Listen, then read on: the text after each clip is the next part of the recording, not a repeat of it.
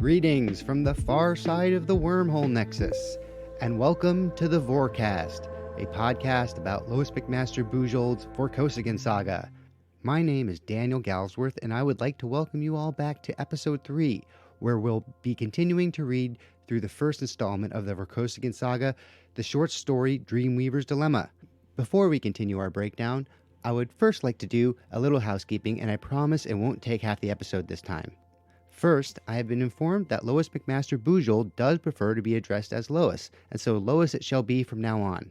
I will admit that I was beginning to get increasingly strong impulses to say LRH instead of LMB, and that was concerning. Next, can you feel pain in your dreams? Do you smell things?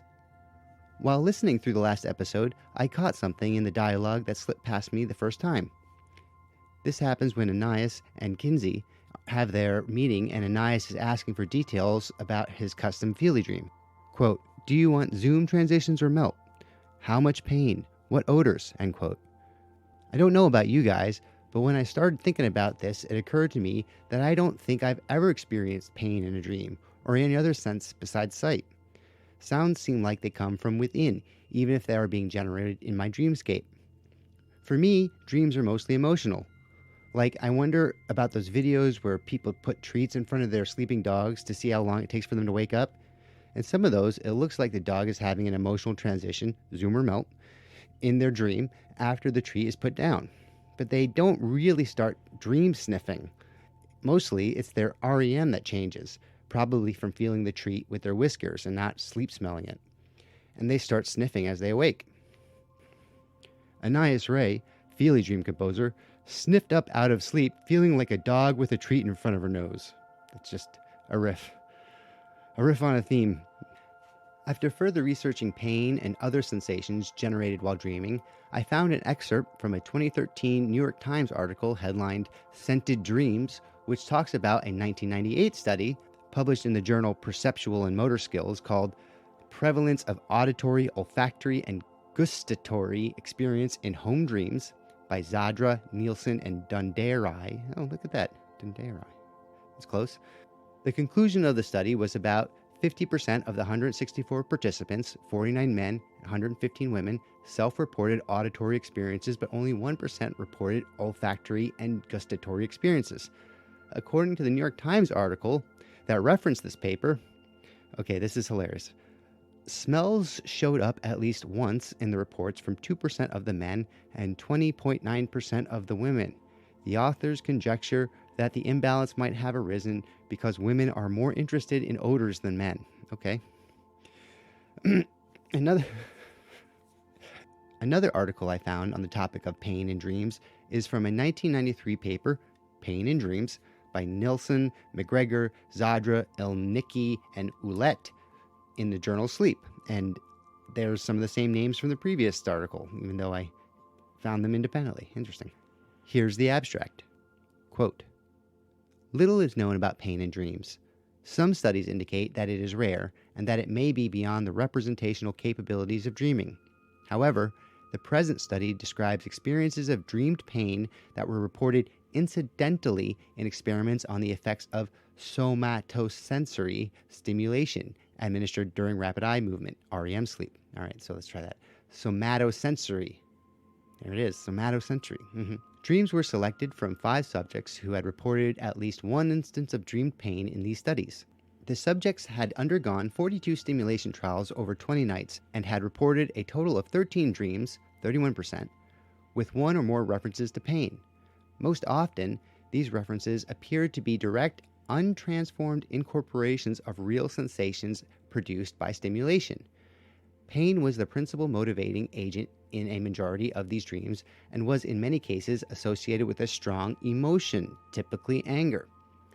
Dreams often depict the subject's attempt to obtain relief from pain, in some cases by repetition of actions, and others by metaphoric renditions of a goal. It's so cool. The results indicate that although pain is rare in dreams, it is nevertheless compatible with the representational code of dreaming.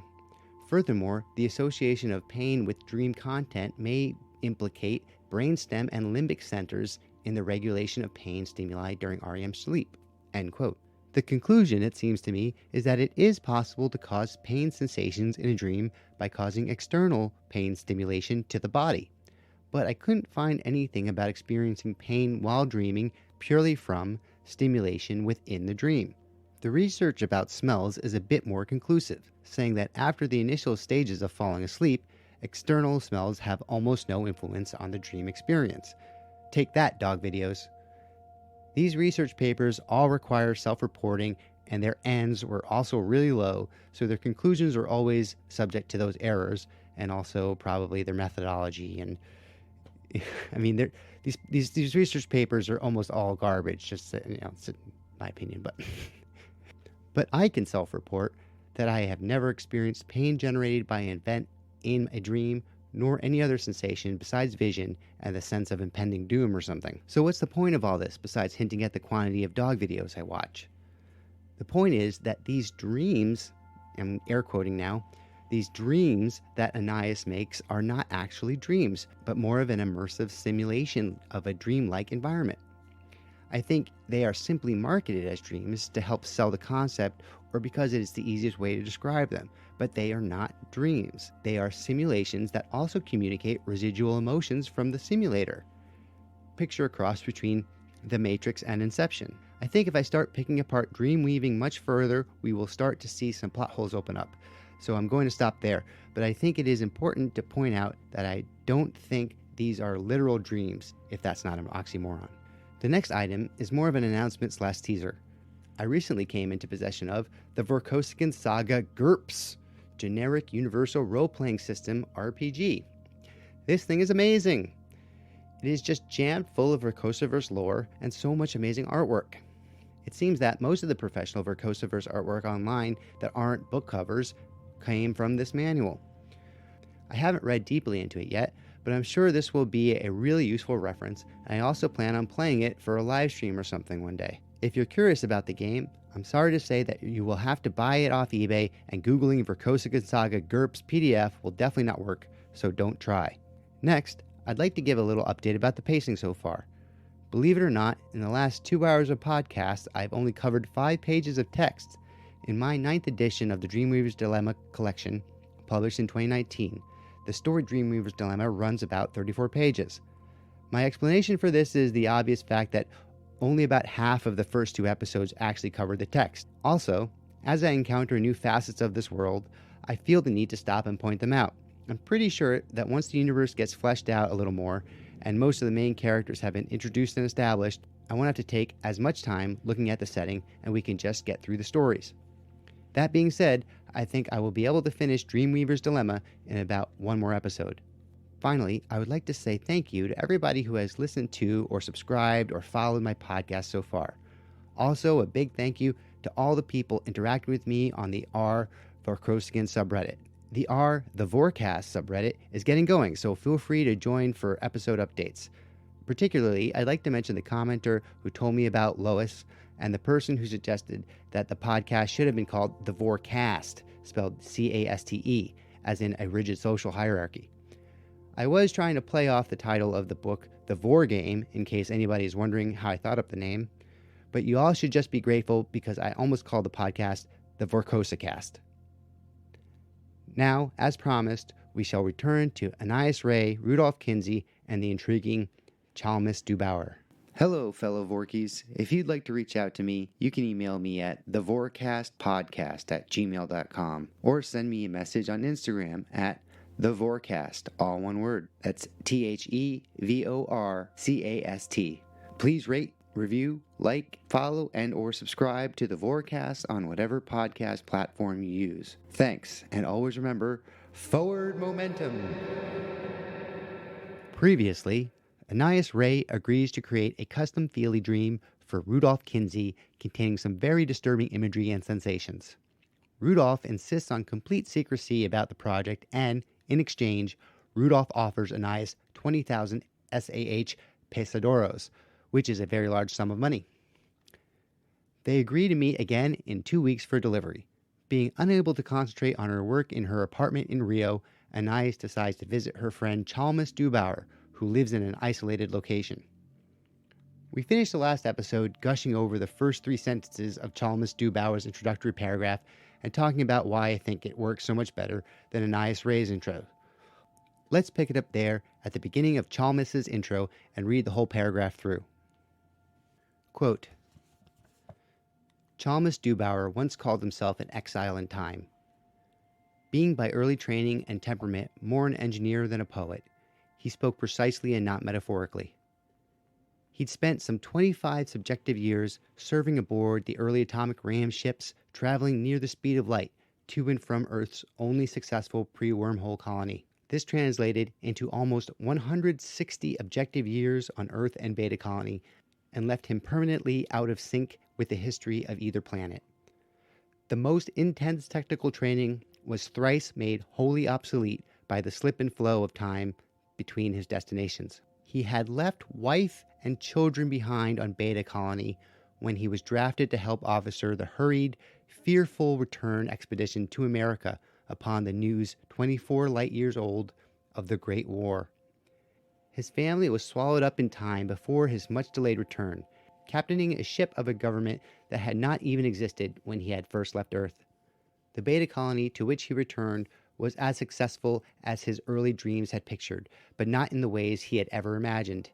It was not a success that he had helped to build. He had had a pleasant enough stay with his sole surviving child, a girl not yet conceived when he had left.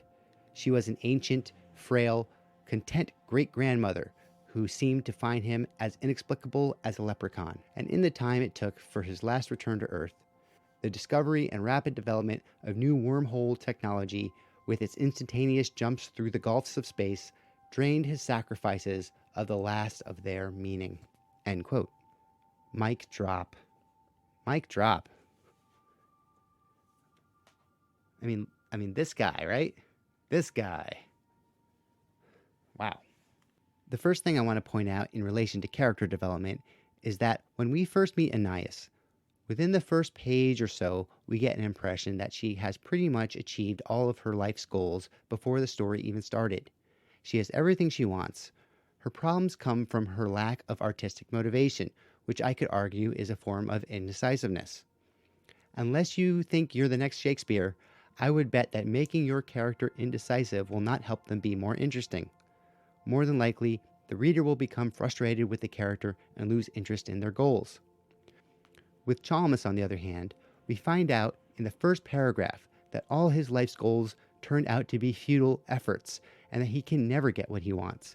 I tried to find the writing guide or video where I first came across this idea, but one of the easiest ways to create compelling characters, at least on first sight, is to give them some kind of want. The writer's job then becomes making that reader want the character to get that want, or not get it if that character is an antagonist. It all comes down to the intrinsic or setting-dependent relatability of that want, along with the character's behavior as they try to get what they want. We also get some deep Verse lore. Lois writes that Chalmers loses 160 years on both Earth and Beta Colony. Note, this is the first mention of Beta Colony. This implies that Earth and Beta Colony have an identical calendar year. I can't remember if Lois addressed this later in the series, but it just strikes me as extremely improbable that another planet would have the same 24-hour day, never mind year. Regardless, we do get some tasty tidbits from these 160 years of history. So just to reference here back to that paragraph, quote, he had left wife and children behind on Beta Colony when he was drafted to help officer the hurried, fearful return expedition to America upon the news 24 light years old of the Great War. End quote. So he spends 25 subjective years traveling close to the speed of light. So that's if he is carrying a stopwatch, right? Lois says this translates into 160 Earth Beta years. That's if there was a stopwatch with somebody on Earth or Beta Colony.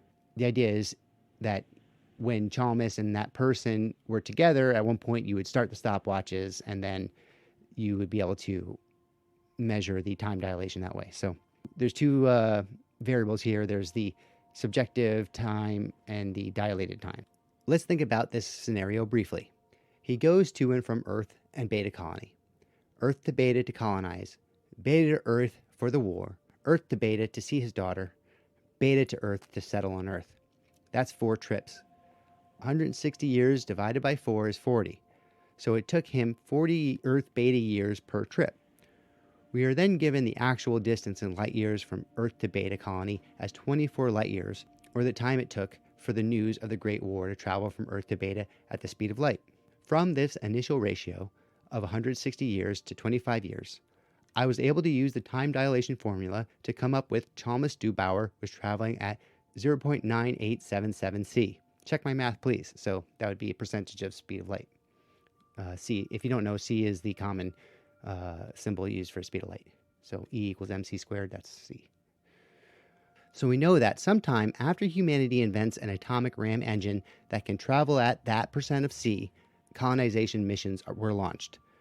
So far we know of only one colony, Beta Colony, and we can assume there was another colony called Alpha, which was not, in quotes, successful.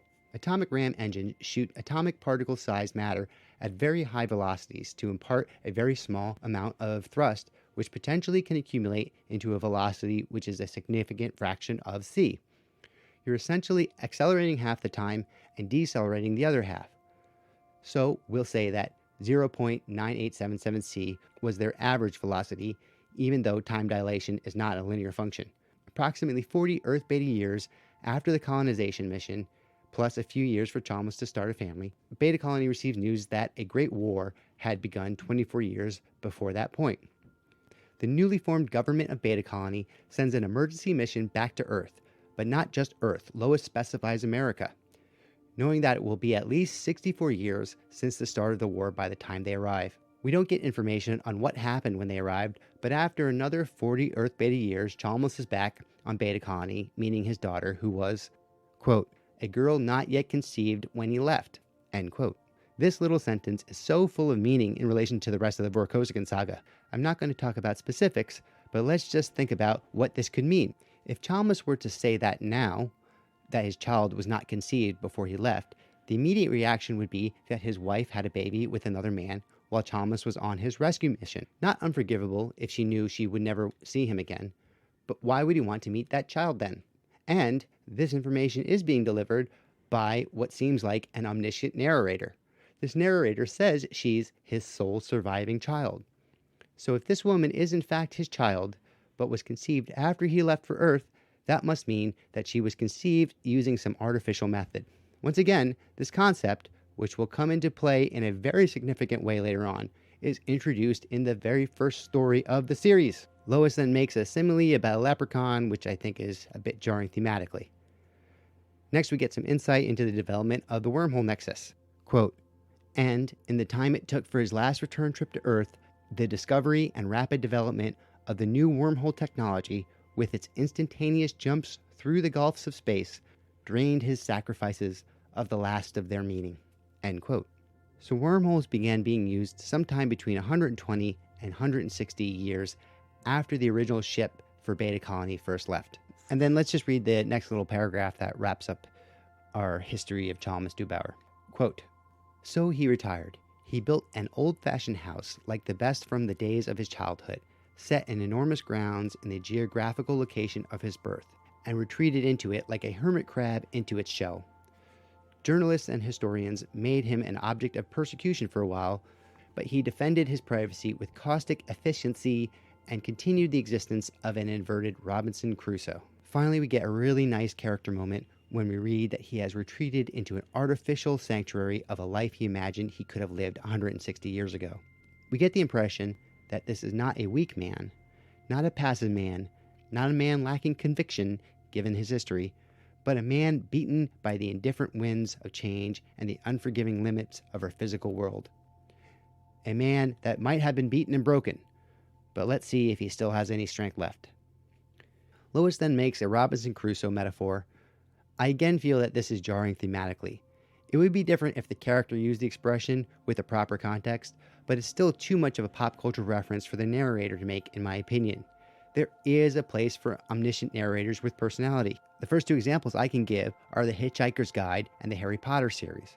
But even in these examples, I don't think the narrator makes references to contemporary pop culture or even classical culture.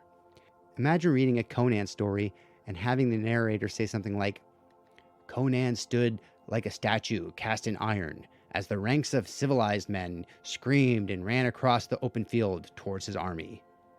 Conan's grip tightened around his sword hilt as the anticipation of battle gripped him like the news of a new Kanye album. Now, I know this is an exaggeration, but the parallels to referencing leprechauns and classic works of fiction as the narrator should be obvious. Imagine Lois had referenced Gilligan's Island instead of Crusoe. Simply saying that he was an inverted castaway would have saved the metaphor, and I believe is a more interesting sentence in general.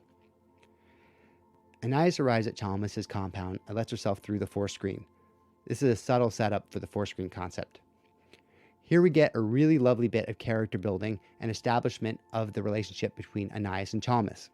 Quote, Chalmers always claimed that his years spent shut up in metal boxes, hurtling through space, had given him claustrophobia. Anais noticed that this condition came and went with good weather, his mild passion for the outdoors never extending to enduring discomfort. After about 15 minutes of systematic strolling, Anais ran into him in the section given over to the growing of elegant antique flowers. End quote. Here, Lois really goes beyond the typical depth of relationship development between characters, especially so quickly and so efficiently. Remember when we were wondering if Chalmers was broken? Well, this sentence seems to indicate that he may be stronger than he even thinks he is. And how interesting to have this insight come from Anais' point of view. It just seems like such a subtle and undescribed dynamic of real friendships, the dynamic of letting your friend have their eccentricities and their harmless delusions. It's an endearing quality that Anais can see through Chalmers a little, and that Chalmers might take himself a little too seriously. We get some description of Anais walking around the grounds, searching for Chalmers until she finds him in his antique flower garden, and we get a physical description of him. So we come upon Chalmers resting under a bunch of oak trees. Quote, Chalmers rested on a bench in their shade, as indolent as a manatee. He was a heavy man of middle height and middle age. Sandy hair, graying at the temples, was brushed straight back from a broad forehead. The rather round contours of his face were saved from softness by a pair of uncomfortably penetrating gray eyes, now half closed. End quote. Chalmers greets Anais as if it's no big deal that she's just shown up. Anais mentions that she left a phone message for him. We get it, he doesn't answer the phone, right? Anais describes her trip from Rio to Toronto. Quote, It was a pretty trip. Say, I noticed a lot of new farming in that radioactive strip by the big lake north of you. Cleveland, he interposed with private dryness.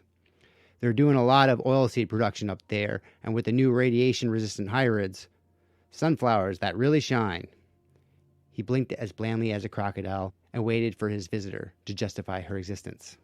End quote. So some hints regarding the fallout of the Great War, maybe? Then we get our first introduction to a speculated future creature, along with some more information about the need for a force screen. Quote, Anais let her gaze travel over the opulent garden. Your flowers look all right, she envied. There was a blurred whir, and a grasshopper alighted on her leg. Ach, she recoiled and shook it off. Chalmers smiled. They don't bite. They look like they should. Why do you let so many bugs in your garden? You have to keep the force field up for the killer mosquitoes anyway. End quote. So here we go. I guess we have Chekhov's killer mosquito here. Chalmers guesses Anais has come to visit him in order to avoid her creditors. Apparently this is a habit, and asks how business is going. Anais fills him in on the success of Triad, despite being protested by the Peruvian Moral League, which itself might have been a sort of false flag operation conducted by Helmut Gonzalez in order to generate free publicity through scandal. Chalmers asks, quote, I thought all Feely dreams were pornographic. End quote. At this point, I'd like to ask you all to go to dendarii.com and look at the photos of Lois page. Take a good look at that haircut. Consider her upside-down glasses. In many of the pictures, she's literally sitting in a rocking chair. Now, pick a single picture. I like the one on her biolog, and ask yourself, is this the face of the most sexually liberated woman of a generation? I obviously can't know your answer to that question, but I wouldn't want to live in a world where the answer isn't yes. There is so much to say about how Lois's point of view on sexuality comes through in her writing, but I think I'd like to talk about that in more detail using examples from later books. In this book, sex inside the Feely dream is like taken for granted because, yes, of course, in this realm of pure fantasy, there would be, if not I mean, any kind of consumable media, like more than half of it is sex related, is pornography. Pornography is a serious financial power and has driven the markets as far as media technology development. From, and I don't know this for sure. This could be an urban myth, but from what I have heard, the reason some DVD formats, like say Blu-ray, beat HD DVD, was because pornography started becoming distributed on Blu-ray, and then before that, the same thing, where there was Betamax and VHS, and even though Betamax was, I guess, considered a better quality format, pornography started to be distributed on VHS, and that's where the market went. Uh, Even now in the internet, pornography, I would guess that a lot of the very first internet startups to actually make a huge profit were pornography websites. I don't know that for sure, but if the trends would suggest, and we all know that that the majority of the internet is pornography. So I would hope that one day there would be more social acceptance for this obviously fundamental and necessary part of human nature to be expressed. And in Lois's universe, she frequently describes situations where it does seem that humanity has sort of come to terms with this. Granted, in this story, there is the existence of the Peruvian Moral League, and there is also a reference to the capital C Church in this story, but these institutions don't seem to have any real teeth in the current society and could possibly be on the wane. And so just continuing on the mechanics of Feely Dreams and the obvious application of this technology, including pornographic scenarios, we get a really kind of interesting piece of insight from Anais. So Anais is sort of describing the landscape of Feely Dream being produced. So there's the majority of them are these sort of for adult content, but there is a small market for juvenile Feely Dreams, which she has been contemplating breaking into. But also there seems to be like a kind of distinction between what you would consider maybe more artistic expressions that included human sexuality and straight porn. And she is describing some of the kind of lower quality products here. Quote, "That's why those cheap pornophilies are so awful. No craft, no control. You're in the middle of some torrid sex fantasy, supposedly, and find yourself thinking about the composer's bank account, or the state of his bowels, or his upcoming tax audit, whatever's really on what passes for his mind. It's indescribable. You'd have to try it to believe it." End quote. This little piece of world building leads very nicely into some context-appropriate exposition when it's revealed that Chalmers has refused to have the Dreamer implant, and Anais mentions the surgery required to implant both the composer and the Dreamer implant. So after all this dialogue, Anais now formally asks Chalmers for permission to stay there and work on her commission. She admits that her distributor, Helmut Gonzalez, has been after her, and she reveals that the sequel to Triad is several months overdue. Once again, this does not help to make Anais' character more relatable. Do you see how Anais has caused all her own initial problems? The consequences of her refusal to work carry her along passively into the rest of the story. This is also not a great thing to do to your main character. They need to be active in creating the events of the story, not just sitting around their apartment waiting for something to happen to them. Chalmers agrees to let her stay with him, of course, and we are told a little bit more about Chalmers' day-to-day activities. Quote, "Chalmers' hobby, aside from gardens and Epicurean living, was reconditioning old technical equipment for museums. He possessed an elaborate workshop in which he would tinker away happily for hours on the microscopic filigree of their circuits. Some of his projects dated back beyond his own youth and early training. In effect, his expertise took in anything manufactured in the old, gross way with inorganic materials. He was totally lost with modern bacterial electronics, where computers were grown, not made. His work was greatly valued by a few historians of science and virtually unknown to anyone else." End quote. Okay, if somebody had been sitting next to me while I first read this paragraph, the sound of shrieking car tires inside my brain might have been audible to them. And to repeat the offending sentence here, Quote, in effect, his expertise took in anything manufactured in the old, gross way from inorganic materials. He was totally lost with modern bacterial electronics where computers were grown, not made. End quote. Okay, so that's a huge piece of world building here. She's implying that all of this technology that we have been talking about is been grown in some sort of bacterial way, some sort of organic process, and also that there's some sort of social proscription against the old type of computer manufacturing that is somehow considered gross. Okay, so this is my wheelhouse a little bit. I didn't specialize in this part of electrical engineering, but I did study it, and I find it really fascinating, and mostly because of how fucking elegant it is. And I take offense at the use of the word gross, and I'm going to spend the next couple of minutes talking a little bit about how microchips are made. So if you don't know, I hope you find this interesting. And because I did do some research. I do lots of research, Put in the time, put in the hours, man. When this was written in the 80s, silicon transistor size was in the 1,000 to 10,000 nanometer range, or 1 to 10 micrometers. The size of bacteria are generally between 0.2 and 2 micrometers, so that would be smaller than the current size of transistors at that point. So if Lois was using similar numbers for reference at the time she was writing Dreamweaver's Dilemma, then it could have made sense, since bacteria were smaller than the average transistor in the 80s, that it would be plausible they could be manipulated to create something, an organic transistor, that is slightly smaller than itself. It is possible that Lois was unaware of the concept of Moore's law, but I still don't understand why she would have used the word gross to describe the manufacturing process for silicon chips, even from the character's POV. The basic idea she is trying to speculate upon is that of organic versus inorganic electronics. It is generally understood that organic materials are pretty much only good for insulating electronics because they have high resistance. Yes, you can pass current through organic materials.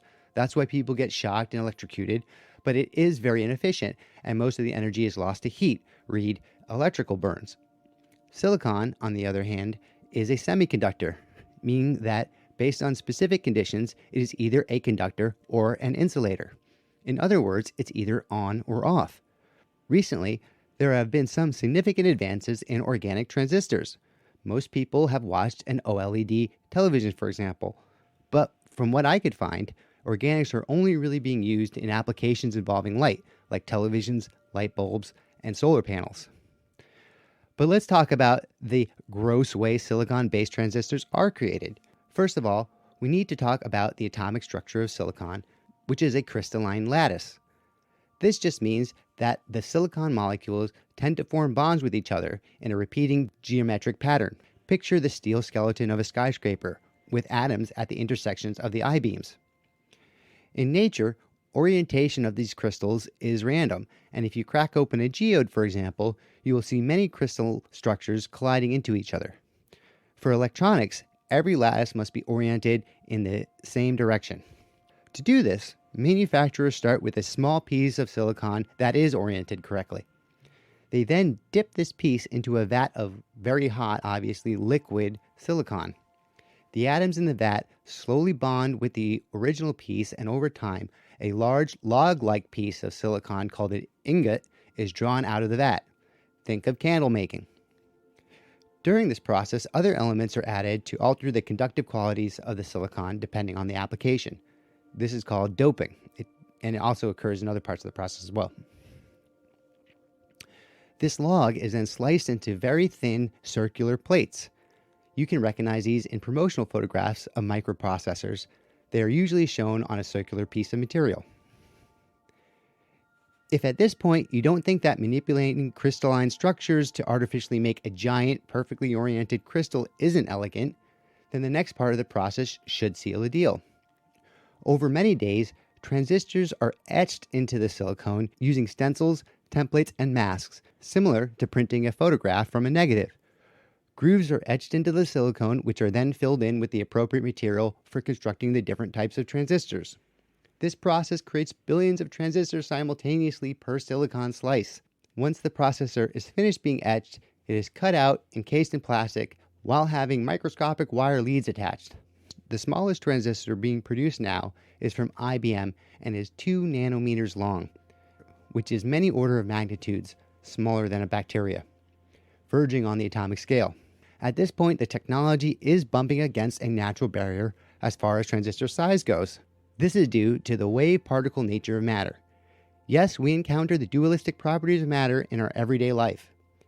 In the case of transistors, we can think of them as on and off switches. Another way to put it is that it is a gate that is either open or closed, allowing a current of electron to go through or not.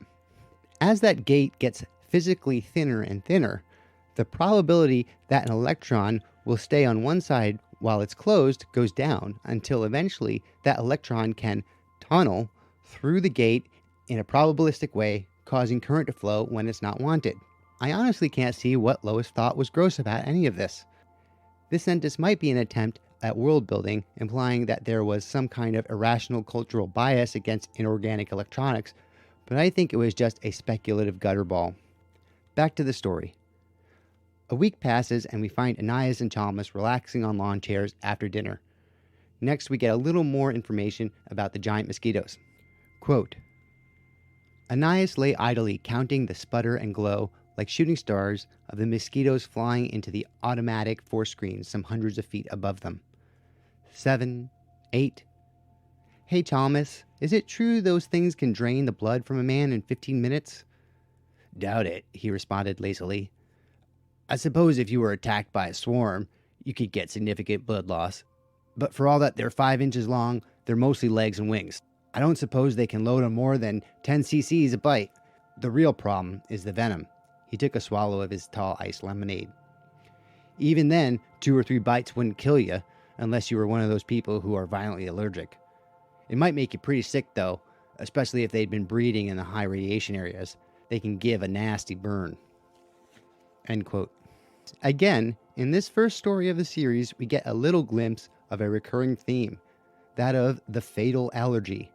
I'd also like to take this moment to offer a solution to my critiques of Anais's introductory paragraph, and hopefully after this I'm going to just drop it.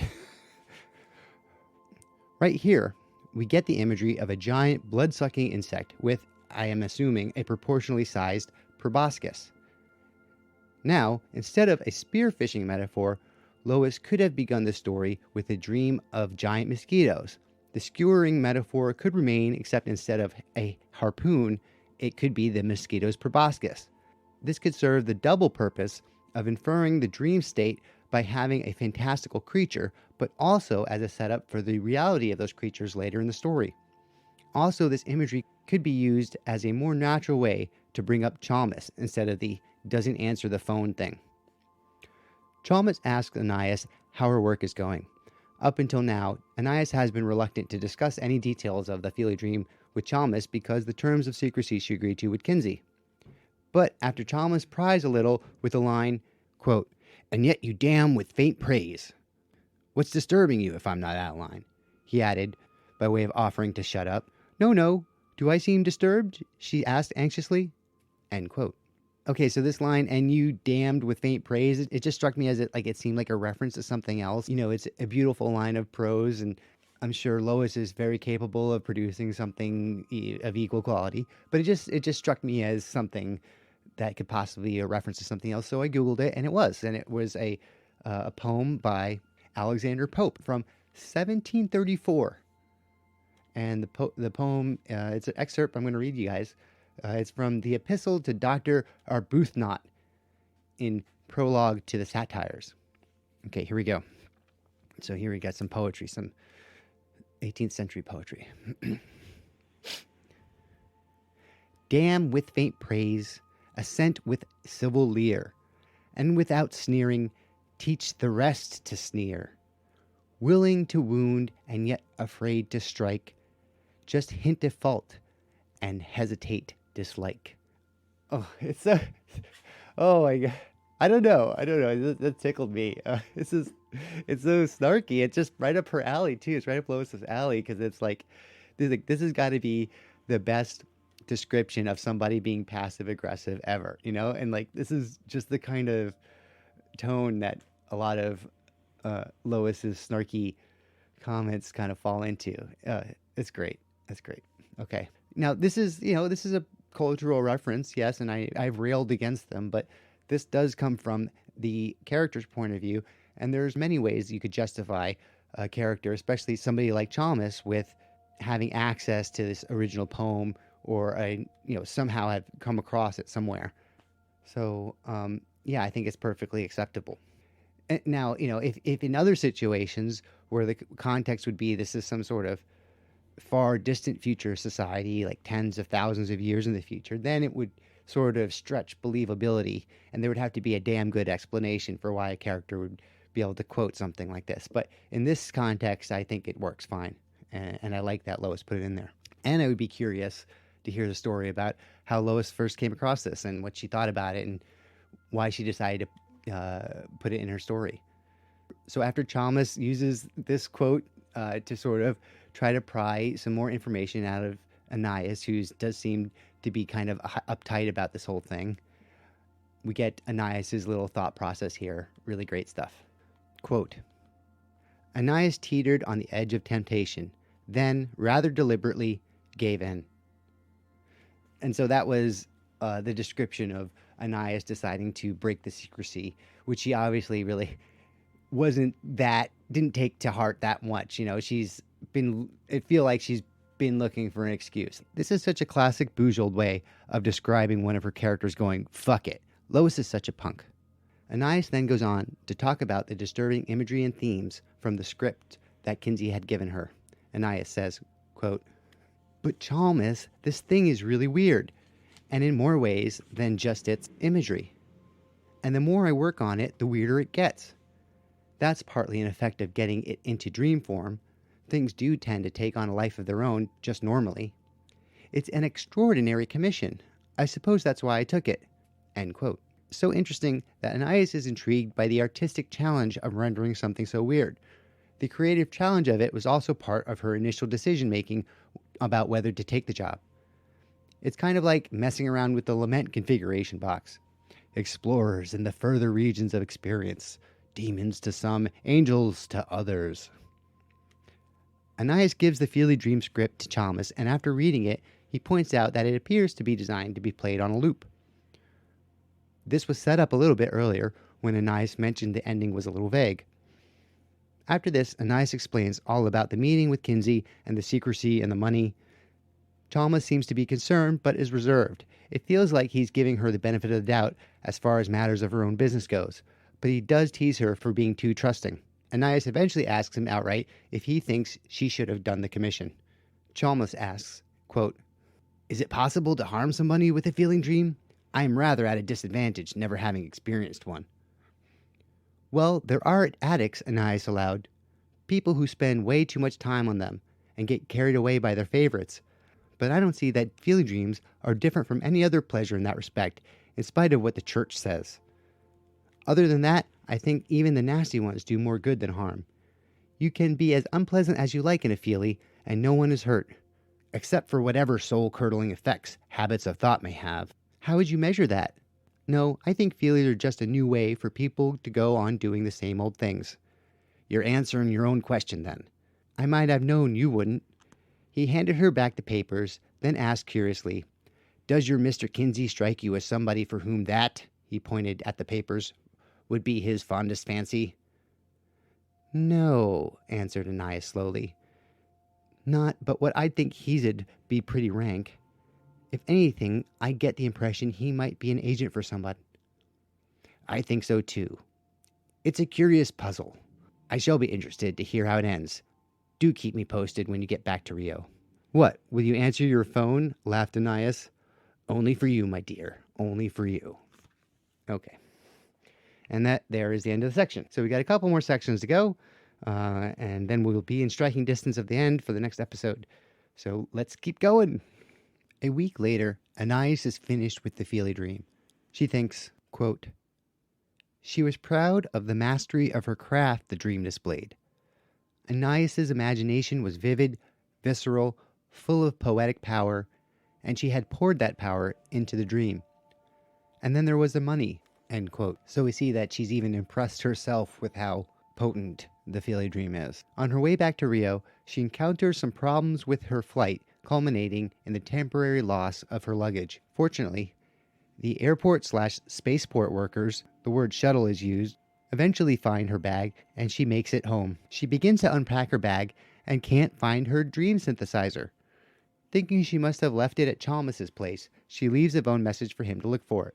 The next day, Kinsey shows up to collect the Feely dream. He has with him a large bag out of which he produces his own dream reader. Quote, Anais produced the master cartridge and watched critically as he slipped it into his player and attached the single reader lead to the small metallic disc behind his left ear. He switched on the player and closed his eyes. End quote. Interesting. So we could have assumed this was how one experienced the Feely dream, but we get it now explicitly shown to us. Quote, after a few minutes, he switched it off again, rather hastily it seemed to her. He sat up and regarded her with something like a reptilian version of respect. This is certainly quite remarkable, he said at last. Anais preened mentally, but kept her face straight. End quote. After accepting the Feely dream, Kinsey produces a bonded check, which Lois describes as having a magnetic strip on it. Cute. Anais is unsure about accepting this form of payment, but the check looks genuine and should be unstoppable. It turns out that the banks are closed the following day, and, since electronic deposits are not a thing, she figures she can start spending wildly in just 2 more days. At this point, Kinsey, quote, rose to go, but stopped at the door, looking at her almost slyly. I say, can I ask a small favor of you? For a fee, of course. Anais shrugged. You can always ask. Shoot. Tomorrow is my aunt's birthday. She is rather a fan of yours. I wonder if it would be possible to compose a very short piece for her, a sort of dream birthday card, as it were. She is very fond of the poem Dorian's Gift. If you could put it in a setting or something, I'm sure she would be thrilled. End quote. Anais is put off by the seemingly wholesome request coming from the man that had just made payment for such a disturbing commission. She tells Kinsey that she would do it, but that she has left her stream synthesizer at her friend's house. Kinsey replies, quote, oh, well, perhaps it'll turn up, end quote. And what do you know? Soon after Kinsey leaves, Anais' dream synthesizer does show up, apparently having been kicked under the couch. Now, don't think that Lois was at any point trying to mislead us about Kinsey's intentions. It's pretty obvious that he has been misleading and manipulating Anais, and Anais and Chalmers have already figured out how there is potential for Kinsey's Feely dream to be misused. So what good does it do us as readers if we already kind of know what is going to happen? Well, there are emotions that can be evoked when the reader knows more than the character. If this is done poorly, you can have a situation where the reader gets bored with the story because they already know what the big twist is. In the worst cases, the characters behave in seemingly irrational ways in order to not learn the secret, and for me at least, characters that are written to be willfully ignorant or just incompetent at solving their own problems are deeply frustrating to read about. I think that Anais skirts the edge of willfully ignorant with her dealings with Kinsey, but her behavior later makes up for that a little. However, what Lois has managed to do here is create the proper emotion for the reader, that of suspense. The reader knows something is fishy about Kinsey and has pretty much been waiting the whole story for his betrayal. Now, with the strange disappearance and reappearance of Anais' dream synthesizer, we start to understand the possible nature of that betrayal. And since we have been told, in a skillful way by Lois, about the amount of dream synthesizer technology that has been implanted into Anais' brain, our imaginations begin working on the possible gruesome ways Kinsey's betrayal could be carried out. But Anais is not completely helpless. Quote, now how the devil did you get under the couch? She soliloquied. If I'd lost you unpacking, it'd have been in the bedroom. End quote. And then a little further down, quote, for a time yesterday, she had been having paranoid fancies that it was stolen, the dream synthesizer we're talking about, before reasoning instead it must have been left behind. But synthesizers were not interchangeable without custom adjustments, and she could not imagine what anyone else would take it for except ransom, a rather exotic notion. She reached again for the leads, then was stopped again by a new thought, end quote. So we have this really kind of tense moment where she's trying to get to work on this commission for Kinsey, the birthday card thing, and she's like picking up these leads to connect them to her little implants, and then she's like kind of having this little dilemma, I suppose, of whether to give in to her paranoia or not. And then we get, quote, "What a stupid idea. You're letting Chalmers' attitude get to you, my dear," she murmured. He had always been bothered by the wires in her head, having archaic visions of short circuits, though his unease usually took the form of jokes about walking around in thunderstorms. In fact, the viral connections of the synthesizer were incapable of building up enough charge to hurt her. They would cook themselves first. End quote. Let's just stop it and talk about this for a second. I'm not sure if Lois may have convoluted bacteria and viruses here. I don't think so, because I know she's into biology, and that distinction is very important to biologists. But it is interesting that there is some kind of circuit protection built into the dream synthesizer. One could easily imagine the ultra-thin wires inside Anais' brain melting with even a superficially small surge of current. Lois does give us a really believable bit of internal back and forth of Anais' thought process, and adds a nice justification for what could be seen as the introduction of a plot convenience when Anais pulls out a previously unmentioned piece of technology that is perfectly useful in this exact situation. Quote, "Just the same, she did own a diagnostic test kit put away somewhere. She'd never had trouble with her set and had never had occasion to use it. Really, it was a redundant item, for the machine would have to go back to the manufacturer for any repairs anyway. Mostly, it represented an object lesson in sales resistance." That's funny. But for the sake of peace among her argumentative selves, she got up and went to look for it. Her test kit proved almost as hard to find as her synthesizer had been, but after some search, she finally unearthed it at the back of a drawer beneath a collection of stray oddments and half pairs of this and that. She was ruffled by her quest, which she had almost given up. Here again, a little, we're not out of the woods yet, keeping that tension, which she had almost given up. But now that she had found it, she dutifully set it beside her dream machine and prepared to plug it in. She pulled out the leads, placed them in their assigned slots, and switched it on. Instantly, there was a loud crack, a brilliant flash of bluish light, and a horrible smell as little orange flames danced over the slagged plastic for a moment. Anais was knocked over backwards, her hand tingling from the nimbus of the shock. She scrambled, shaking to her feet, gulping for breath, heart pounding. "My God," she breathed, as astonished as if she had been shot by a lover. She had been telling herself for 10 minutes that her fears were silly, and this was not the confirmation she had been expecting. She stared at the heap of smoking ruins on the table. "My synthesizer," she wailed out loud. She sat down abruptly and stretched her hands toward the mess, then drew it back. Adrenaline-induced tears started to her eyes. End quote. So, there's the shoe dropping, the betrayal, finally. And yeah, it's pretty gruesome. After she collects her wits a little bit, Anais calls Chalmers, who answers the phone this time in an unredeemable act of plot convenience. Since they've even just been, why would he answer it now, right?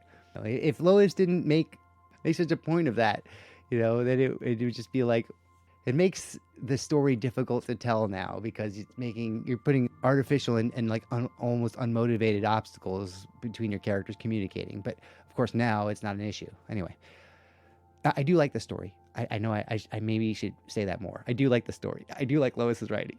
I love this series. Okay, let's keep going. Anais explains the situation to him, going over all the details about losing and finding the dream synthesizer, and about her meeting with Kinsey and the request for a dream for his aunt.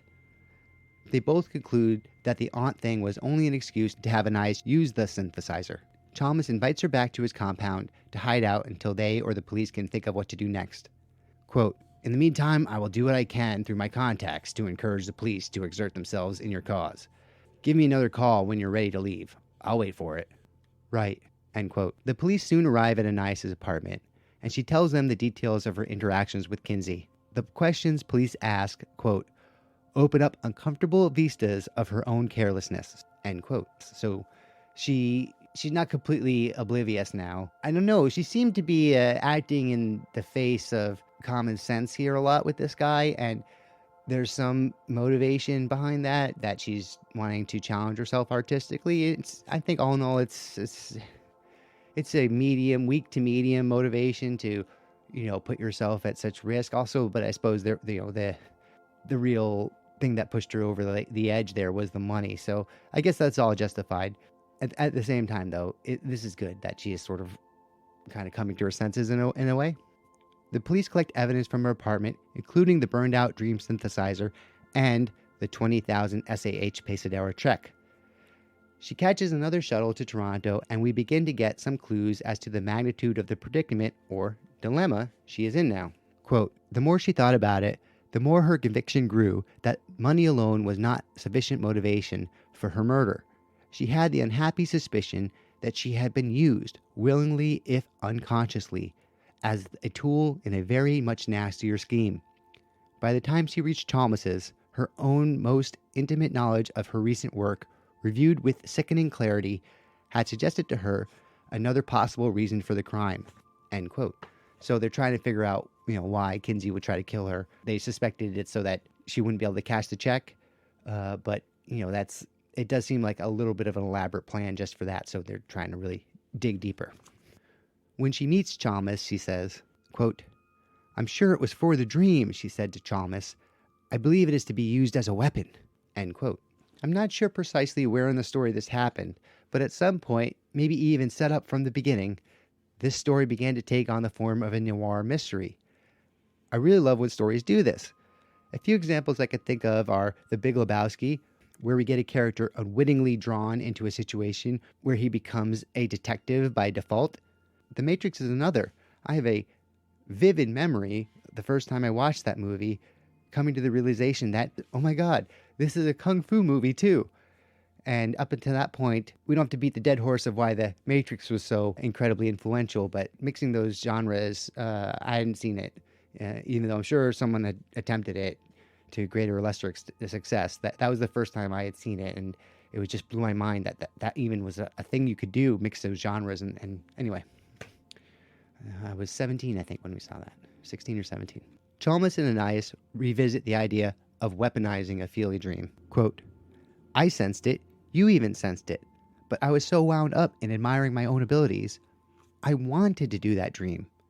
I've got to get that cartridge back, the sooner the better. Slow down, slow down. Now, begin at the beginning. Just how do you think it can be used as a weapon? I can imagine, I suppose, it being played over and over to someone by force, but I don't quite see what effect it would be expected to have. Not by force, in their sleep. In their sleep, like hypnotic suggestion, only much stronger. The thing was tailor-made, designed to fit the cracks of a particular personality. I think that if it were played even a few nights, say 4 or 5, to that person, they could really be induced to commit suicide. Only it would be really the perfect murder because the suicide would be genuine. The murderer would never have to go near the victim, destroy the cartridge, and it would never, ever be proved. End quote. So there we go. Now we have our first sort of outline of, what's really going on.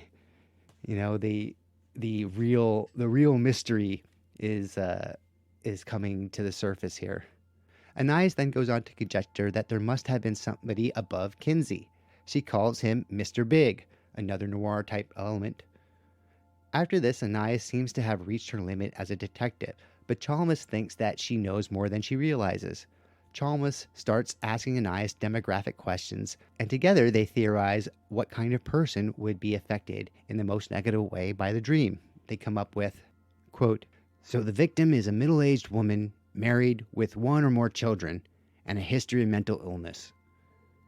We also know she has a dreamer implant, therefore she's well-to-do. I have a gut feeling money plays a part in this.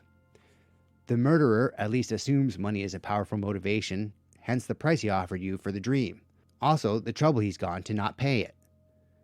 We also know the murderer is on intimate enough terms with the victim to have access to her in her sleep, though there is a possibility he may merely have suborned such a person. Also, by your hypothesis, we know his fatal flaw. Chalmers was getting carried away with the role of amateur detective and forgetting his original purpose of soothing Anais to sleep. What flaw? The damn thing looked perfect to me.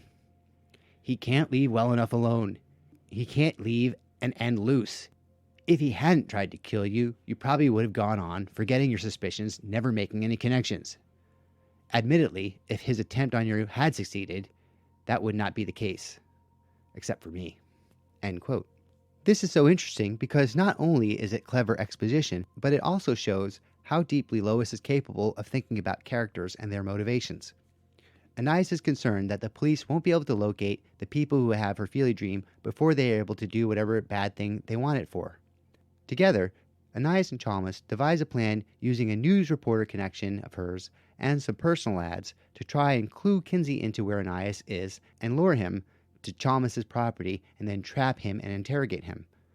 Also, we learn that Chalmers' compound is in Ohio. I also want to point out that this is the first time Lois uses the word suborn, and this is a word I love every time. I love when she uses it. I don't know why. I just like that word a lot, and it's very uncommon. I don't think I've read it from another author, but she uses it repeatedly, and I like it. It's a really cool word. After agreeing on the plan, Anais asks Chalmers, quote, what if it works? What if he comes armed? Do you have any guns? No guns. I suppose I can't blame you for not having the engineering point of view. There are weapons all around us, much better than guns. If you can get 'em up here, I think you'd better leave that part of it to me. Gladly. End quote. Yeah, don't mess with engineers. Except civil engineers. Those are real engineers. But, okay, I'm just kidding. I'm not. And with bait set on the hook for Kinsey, maybe fishing metaphors are appropriate, we will bring this episode to a close. Thank you once again for listening. Please do all the social media and podcast-related things the other recording of my voice encourage you to do. And until next time, I will see you all on the far side of the wormhole nexus.